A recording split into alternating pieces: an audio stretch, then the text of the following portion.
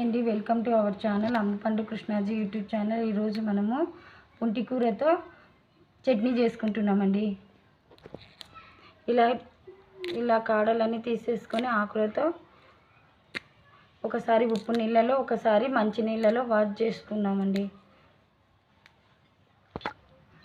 Wash చేసుకొని ఒక ప్లేట్లోకి తీసుకుంటున్నానండి.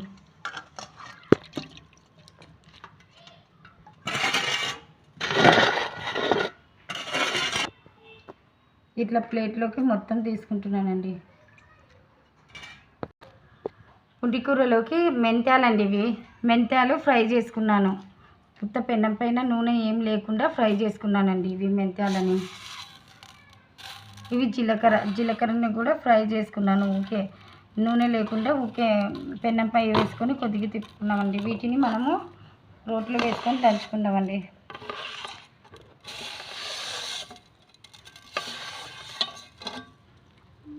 వేరుశనగకాయలను కూడా ఇలా బాగా కాల్చినానండి.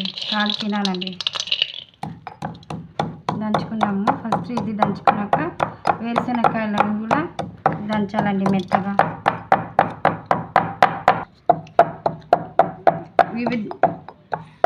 మెంతాలు జీలకర్ర బాగా దంచినానండి. ఇప్పుడు పల్లీలు వేసుకుంటున్నామండి. వేరుశనగకాయలు వేసుకుంటున్నానండి. వీటిని కూడా మెత్తగా దంచుకోవాలండి, పొడి చేసుకోవాలి. వేరుశనగకాయలు మెత్తగా పొడి చేసుకోవాలి. ఫస్ట్ ఉల్లిగడ్డలు వేసుకుంటున్నానండి. కడాయి పెట్టుకున్నామండి. నూనె వేసుకొని ఇందులో ఉల్లిగడ్డలు వేసుకున్నాను. పచ్చిమిరపకాయలు కూడా యాడ్ చేసుకున్నానండి. అలాగే పసుపు కూడా వేసేసుకున్నాను. ఇప్పుడే వేగేంత వరకు వేడి చేయాలండి. కొద్దిగా దూరంగా వేగితే చాలు. ఉప్పు వేస్తున్నానండి. కొద్దిగా మగ్గిందండి. పుండుకూర కూడా దీంట్లో పెట్టేసుకుంటున్నాం. కడాయిలో వేసేసుకుంటున్నామండి. ఇంకా ఒక 5 మినిట్స్ దీన్ని మూత పెట్టేస్తే బాగా మగ్గుతుందండి.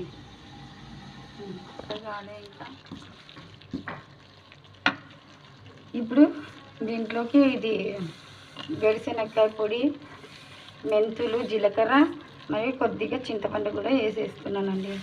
ఇంకా వీటిని మంచిగా మగ్గాలి. మంచిగా మగ్గిన తర్వాత రోట్లో వేసుకొని రుబ్బుకుందామండి. ఇది కొద్దిగా మగ్గాలండి. చూద్దాం మగ్గిన తర్వాత.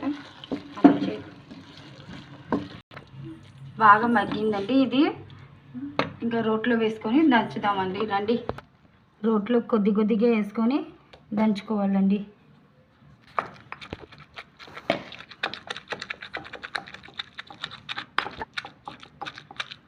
ఇది మెల్లగా దంచుకోవాలండి, లేకపోతే ఈ మిరపకాయలు కొద్దిగా కళ్ళల్లో పడతాయండి.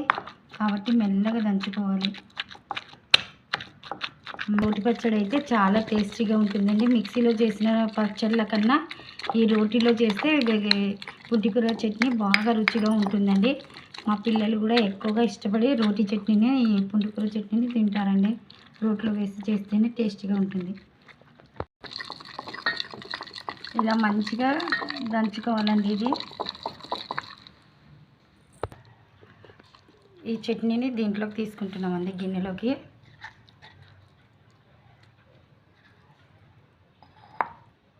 దీన్ని కొద్దిగా అన్నంలో వేసుకొని